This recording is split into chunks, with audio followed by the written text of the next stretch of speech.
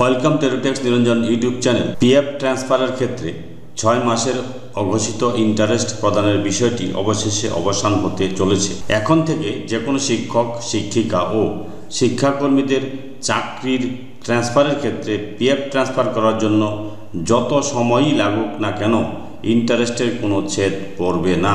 এবার থেকে পিএফ ট্রান্সফারের ক্ষেত্রে 6 মাসের বেশি দেরি হলেও সুদসহতা পাবেন। এ নিয়ে যে মেমোরেন্ডাম প্রকাশ করা হয়েছে গভর্নমেন্ট অফ ওয়েস্ট বেঙ্গল থেকে, সেই মেমোরেন্ডামটা এখন আমি আপনাদের সামনে আলোচনা করছি। 1 নম্বর পয়েন্টে বলা হয়েছে যে 1995 সালে 26/9/1995 সালে জিও নাম্বার 134 SCB এই জিও নাম্বারের ভিত্তিতে জিপিএফ এর ইন্টারেস্ট দেওয়ার প্রভিশন ছিল 6 মাস পর্যন্ত। তো এখানে বিষয়টা কি?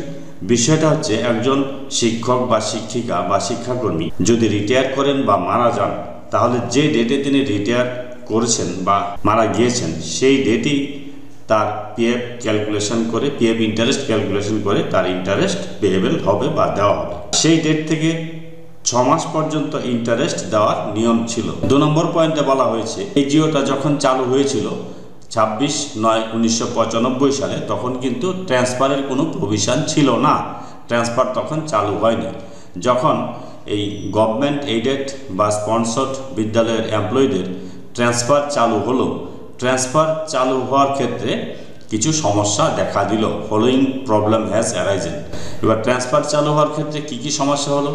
1 নাম্বার, যে এমপ্লয়ি ট্রান্সফার হয়েছেন সেই এমপ্লয়ি নতুন বিদ্যালয়ে জয়েন করার পর এমপ্লয়িকে একটা পিএফ ট্রান্সফারের জন্য আবেদন করতে হয়, ইনক্লুডিং ইন্টারেস্ট সহ। তার পিএফ যাতে নতুন বিদ্যালয়ে ট্রান্সফার করা হয় সেই জন্য তাকে আবেদন করতে হয়, এবং এই আবেদন করতে গিয়ে সমস্ত প্রসেস 6 মাসের মধ্যে কমপ্লিট হয় না।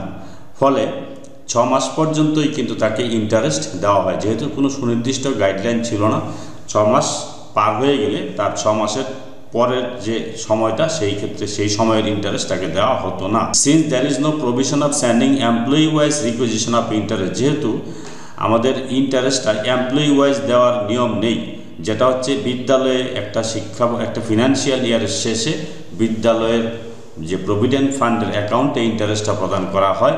কাজেই কোনো একজন এমপ্লয়ি যদি ট্রান্সফার হয়ে যান, তাহলে তার যেহেতু তখন পিএফ অ্যাকাউন্ট আলাদা পার্সোনাল পিএফ অ্যাকাউন্ট ছিল না, সেই ক্ষেত্রে তাকে ইন্টারেস্টটা দেওয়া যেত না।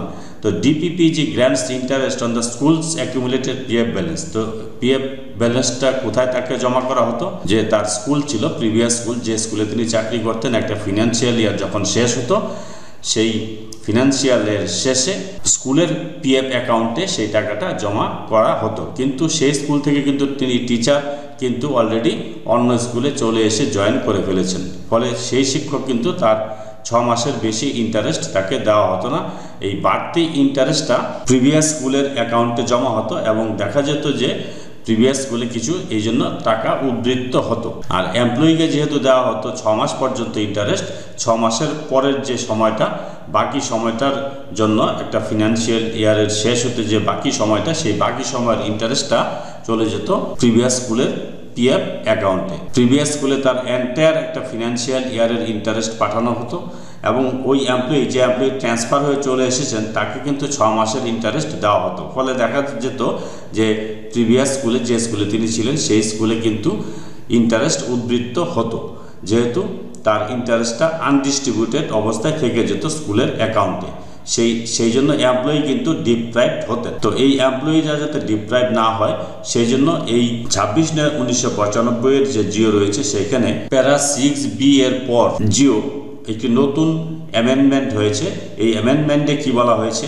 henceforth in case of transfer of the teacher employees of non-government aided /sponsored schools, interest shall be payable up to the month preceding the month of transfer of PF in case of both inter-treasury and intra-treasury transfer। অর্থাৎ এখানে নতুন যে insert করা হলো, amendment করা হলো, এখানে বলা হয়েছে কোনো এমপ্লয়ির পিএফ ট্রান্সফার যে মাসে হবে তার আগের মাস পর্যন্ত তাকে কিন্তু ইন্টারেস্ট দিতে হবে। সেটা 6 মাসের বেশি হলেও, 2 বছর 1 বছর হলো, অর্থাৎ একই ট্রেজারির মধ্যে হয়ে থাকেন অথবা আলাদা ট্রেজারির মধ্যে ট্রান্সফার হয়ে থাকেন, তাহলেও কিন্তু তাকে দিতে হবে।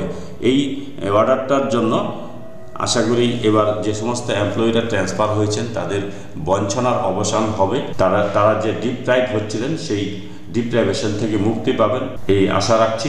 এই হচ্ছে বিষয়। যদি ভিডিওটি ভালো লাগে প্লিজ লাইক, শেয়ার আর সাবস্ক্রাইব দিস চ্যানেল।